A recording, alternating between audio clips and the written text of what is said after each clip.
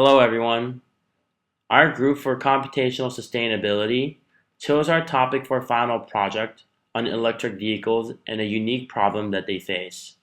While electric vehicles are a promising upcoming technology, where to put the charging stations for the most efficiency in metropolitan areas have been a big question. We looked into the optimization method and computations that go behind answering this question. Before we go on, I would like to talk about the three sources that we utilized in order to get this research done. First article from Project Syndicate called Electric Cars and Sustainable Development was mainly used for us to gather general information in electric vehicles and the charging stations. The second and third source, however, respectively from Studies in Computational Intelligence and the University of Texas at Austin. Those two articles gave us a good understanding by allowing us to analyze specific case studies in Portland and Seattle and what kind of computational methods were put behind this work. As I mentioned briefly on the opening slide, electric vehicles are changing the world. It is a big solution to lowering the carbon dioxide emission levels and combating climate change, and it paves the room for growth for clean energy to develop. However, it comes with a few inconveniences, one being the charging station.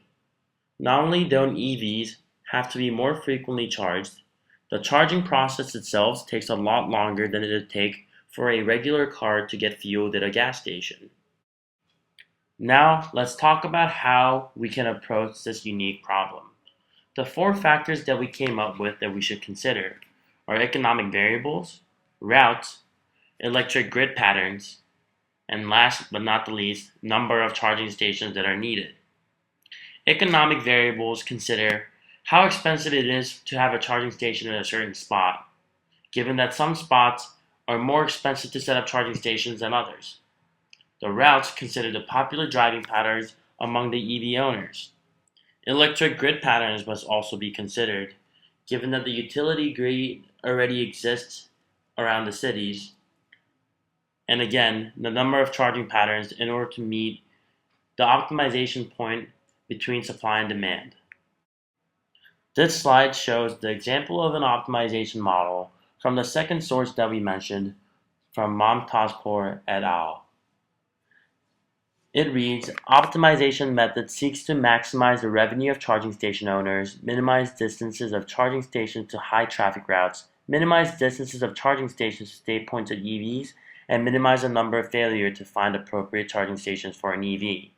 The mentioned variables are quantified and put in as an algorithm in order to find a bound constraint optimization.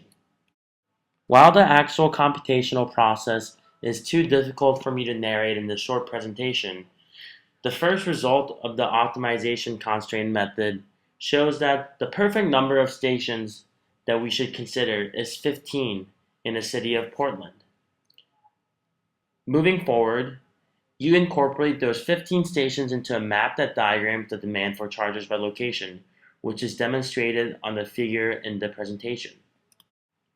By mapping out the computational problem of where to put those exact 15 charging stations around the city by looking at the demand throughout the day, we are able to figure out where it would suit best for the charging stations to be placed in. Now let's talk about the Seattle case study, which utilizes fixed charge facility location model.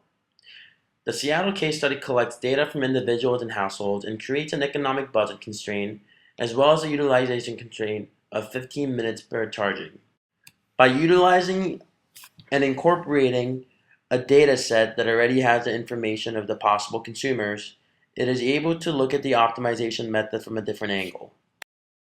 Those unique set of data are data of 48,789 trips made by light-duty vehicle in Seattle per day. And this method concludes that 80 public charging stations across 900 traffic analysis zones within 10 miles of downtown Seattle. While learning about how to apply optimization method that I learned from the course into this project was intriguing, the 5-minute constraint that we have on this project doesn't allow us to delve into the details of the optimization methods that we studied. However, on the other hand, seeing green cities like Portland and Seattle uniquely solve their problems through computational methods was definitely exciting, and thank you so much for listening to our presentation.